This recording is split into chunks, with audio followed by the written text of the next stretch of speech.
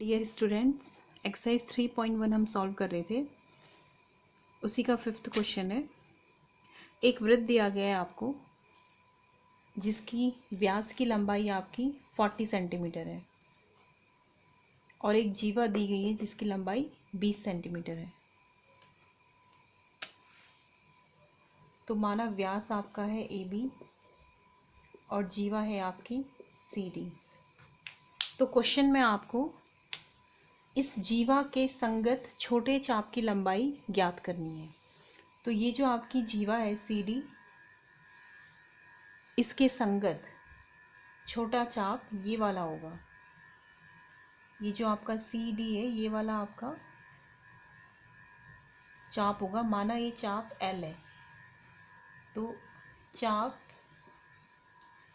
CD बराबर L, माना चाप CD बराबर L। तो इसी की लंबाई आपको निकालनी है और ये आपको 40 सेंटीमीटर दिया है AB और CD आपको 20 सेंटीमीटर दिया है। तो देखिए जो CD आपकी जीवा है इससे हम केंद्र को मिला देंगे। ये आपका O है, इसको मिला देंगे तो आपका एक ट्रायंगल बन गया, ट्रायंगल COD। ठीक है, ये आपका कितना दिया है 20 सेंटीमीटर दिया है CD। और देखिए AB आपकी क्या है 40 सेंटीमीटर है, आधी होती है। तो इसका मतलब त्रिज्या व्यास का आधा होता है। व्यास कितना होता है 2R होता है आपका। तो यहाँ से आपका R निकल कर आया 20। तो यानी कि ये भी आपका क्या होगा 20, जो वृत्त की त्रिज्या है। तो जो त्रिभुज COD है वो एक कैसा त्रिभुज है? समबाहु त्रिभुज है। और समबाहु त्रिभुज का प्रत्येक कोण कितने अंश का होता है? 60 अंश का होता है। तो हम लिखेंगे कोण COD बराबर 60 डिग्री। 60 डिग्री को हम अगर हम रेडियन में लिखते हैं तो ये होता है π/3। कैसे? 60 डिग्री 180 अपॉन इसको कट करेंगे 3 से, तो ये 60 आ जाएगा। देखिए तो इसलिए 180 का मान कितना होता है पाई रेडियन में, तो π/3 लिखते हैं हम 60 को। तो एंगल आपका बन रहा है थीटा इज इक्वल टू π/3 और आर आपकी रेडियस दे रखी है 20 सेंटीमीटर। तो आपको एल निकालना है। तो आपका फॉर्मूला होता है theta is equal to L upon are.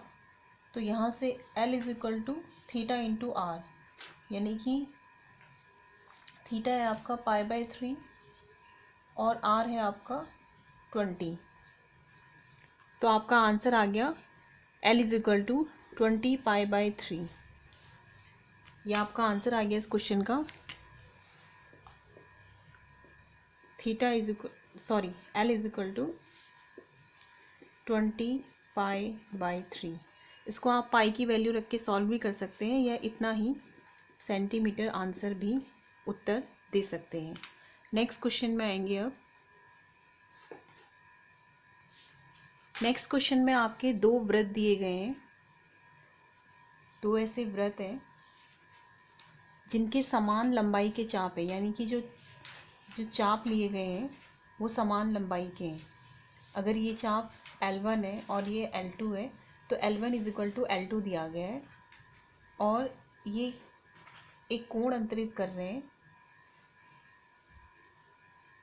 θ1 θ2। इनकी वैल्यूज़ दी गई हैं। θ1 आपका 60 डिग्री है, θ2 आपका 75 डिग्री है। तो अब ये कह रहे हैं कि इन दोनों वृत्तों की त्रिज्याओं का अनुपात ज्ञात कीजिए, यानी कि आपको निकालना क्या है R1:R2। क्वेश्चन है आपका, यदि दो वृत्तों के समान लंबाई वाले चाप अपने केंद्रों पर क्रमशः 60 डिग्री और 75 डिग्री कोण अंतरित करते हैं तो उनकी त्रिज्याओं का अनुपात आपको ज्ञात करना है। तो देखिए आपको पता है थीटा इज इक्वल टू क्या होता है L/R, और अगर θ1 ले लेते हैं तो L1/R1। अब यहाँ पे क्या दिया गया है कि L1 is equal to R2 है, L2 है, ये दिया गया है। दोनों चाप के आपके बराबर हैं, तो इसका मतलब theta is equal to L2/R2। और क्योंकि L1 और L2 बराबर हैं तो यहाँ से हम मान ले लेते हैं। जैसे L1 की वैल्यू आपकी आ गई θ1 R1, L2 की वैल्यू आ गई θ2 R2। तो अब क्योंकि L1 L2 बराबर है तो हम लिख सकते हैं θ1 R1 is equal to θ2 R2। तो यहाँ से आपकी θ1 upon θ2 is equal to R2 by R1। तो अब हम θ1 अपॉन θ2 को सॉल्व करेंगे। इतनी वैल्यू हमको मिली थी। अब यहाँ पे हमने θ1 और θ2 की वैल्यूज़ रखनी है, तो इनको हम अब रेडियन में चेंज करेंगे। θ1 इज इक्वल टू 60 डिग्री, तो ये आपका होता है π/3 जैसे मैंने आपको बताया था।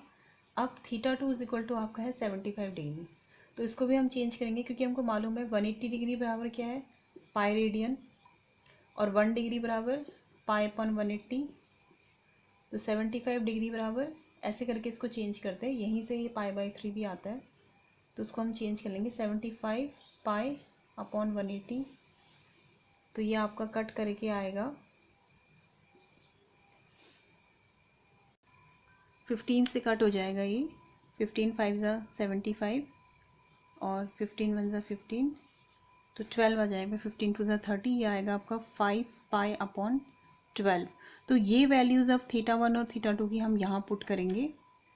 θ1 की वैल्यू है आपकी π/3 अपॉन θ2 की है 5 π/12 बराबर आपका यहाँ चल रहा है R2/R1। तो देखिए पाई से पाई कट गया, 5 आपका नीचे रहेगा और 3 से ये 4 टाइम्स कट के ये ऊपर जाएगा, यानी कि आपका आया 4/5, 4 ऊपर चला गया बराबर R2/R1। तो R1/R2 का आपका रेशियो निकल के आ गया R1/R2 बराबर 5/4। यह आपका आंसर आ गया इस क्वेश्चन का। नेक्स्ट क्वेश्चन में आएंगे। अब नेक्स्ट क्वेश्चन है आपका, एक दोलक है आपका, दोलायमान दोलक जो कि दोलन कर रहा है, देखिए इस तरीके से। तो इस दोलक की जो आपकी लंबाई है वो है आपकी 75 सेंटीमीटर, और दोलन कर रहा है तो उसकी स्थिति ऐसे ऐसे चेंज हो रही है। तो एक स्थिति से दूसरी स्थिति में जाने पे जो वो चाप बना रहा है, इस चाप की लंबाई आपको ज्ञात करनी है। तो दोलक की लंबाई दे रखी है 75 सेंटीमीटर, और चाप की लंबाई आपको अलग अलग पोजीशंस में दे रखी है, क्योंकि एक समान दोलन तो करेगा नहीं वो, तो किसी में पोजीशन में अभी आपको दे रखी है 10 सेंटीमीटर। इसके 3 पार्ट्स हैं इस क्वेश्चन के, चाप की लंबाई चेंज कर रखी है नेक्स्ट पार्ट्स में। तो आपको ये बताना है कि ये दोलक जो इसका दोलन करने से जो कोण बनता है एक सिरे से दूसरे सिरे में, उसकी माप आपको रेडियन में ज्ञात करनी है।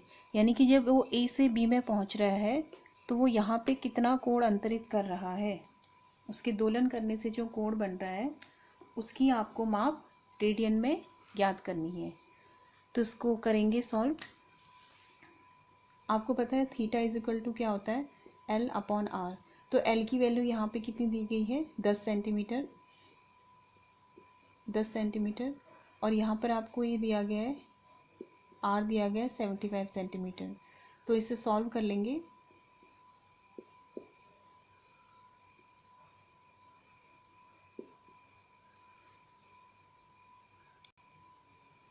तो ये आपका 2/15 theta is equal to radian, ये आपका आंसर हो गया इस क्वेश्चन का।